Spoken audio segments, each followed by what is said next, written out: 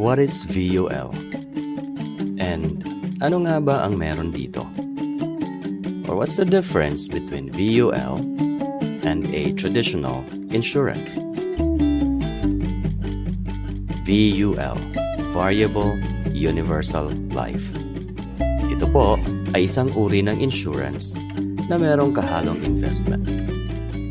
Ito po ay nasa pamamahala ng ating insurance commission.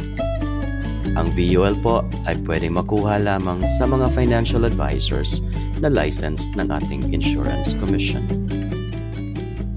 Traditional insurance.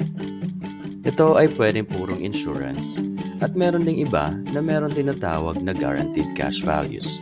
Sa ganitong plan, pwedeng ikaw o ang beneficiary mo ang pwedeng makinabang sa value ng insurance mo.